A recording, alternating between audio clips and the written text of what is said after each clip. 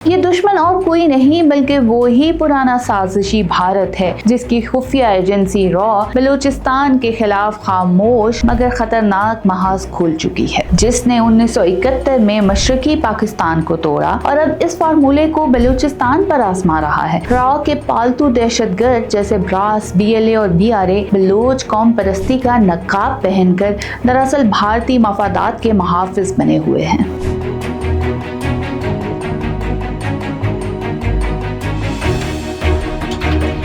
बलूचिस्तान वो सरजमीन जिसके पहाड़ गैरत की सतून है और जिसकी मिट्टी वफा की खुशबू से महकती है, आज एक ऐसी दुश्मन कुवत के हमले की जद में है जो मैदान जंग में तो शिकस्त खा चुकी, मगर अब सोशल मीडिया, दहशतगर्दी और प्रॉक्सी नेटवर्क्स के जरिए हमारी नस्लों को जहरीला करने की कोशिश कर रही है। ये दुश्मन और कोई नहीं बल्कि वो ही पुराना साजिशी भारत है, जिसकी खुफिया एजेंसी रॉ बलूचिस्तान के खिलाफ खामोश मगर खतरनाक महाज खोल चुकी है। भारतीय प्रॉक्सी वॉर का मकसद बलूचिस्तान को कमजोर करना है, ना कि बलूच कौम की भलाई करना। ये वही भारत है जिसने 1971 में मशरकी पाकिस्तान को तोड़ा और अब इस फार्मूले को बलूचिस्तान पर आजमा रहा है। रॉ के पालतू दहशतगर्द जैसे ब्रास, BLA और BRA बलूच कौम परस्ती का नकाब पहनकर दरअसल भारतीय मफादात के मुहाफिज बने हुए हैं। कुलभूषण यादव, जो भारतीय नेवी का हाजिर सर्विस अफसर था, बलूचिस्तान में रॉ के नेटवर्क का कलीदी चेहरा था। इसने अपने इतराफी बयान में वाज़ेह किया कि वो न सिर्फ दहशतगर्दी की मंसूबाबंदी करता था बल्कि अलहदगी पसंदों को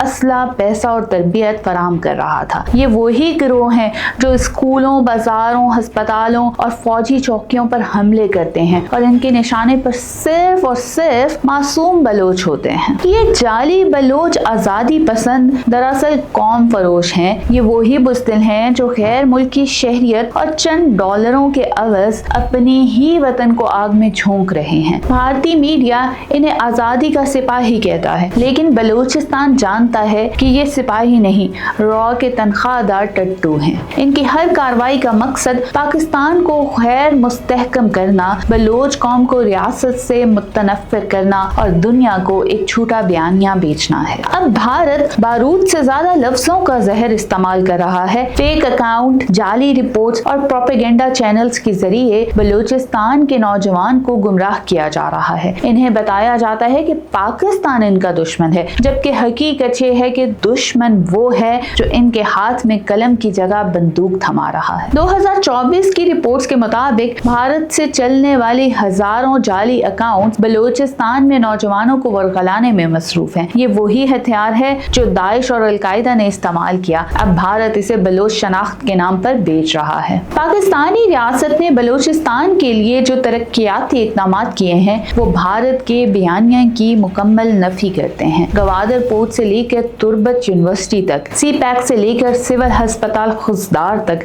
हर मंसूबा बलोच अवाम के बेहतर मुस्तकबिल की जमानत है। 2023 तक बलूचिस्तान में 20 से ज़ायद बड़े मंसूबे मुकम्मल हुए, जिन्होंने हजारों रोजगार के मौके पैदा किए, लेकिन भारत इन कामयाबियों को छुपाता है क्योंकि तरक्की इसकी प्रॉक्सी वार का सबसे बड़ा दुश्मन है। नतीजा, दुश्मन बेनकाब, कौम बेदार। बलूचिस्तान अब जाग चुका है, दुश्मन बेनकाब हो चुका है। वो जो खुद अपने मुल्क में कश्मीरियों, नागालैंड, मणिपुर और आसाम के मजलूमों को गोलियों से दबाता है, हमें आजादी का दर्स देता है। हमारी नस्लें अब इस दोगले दुश्मन के प्रोपेगेंडे में नहीं आएंगी। बलोच नौजवान किताब को हथियार बना चुके हैं। वो जानते हैं कि बंदूक इनके नहीं, दुश्मन के हाथ में है। हमें अपनी गैरत, इत्तेहाद और हुब्बुल वतनी से इस खामोश महाज को भी फतह करना है।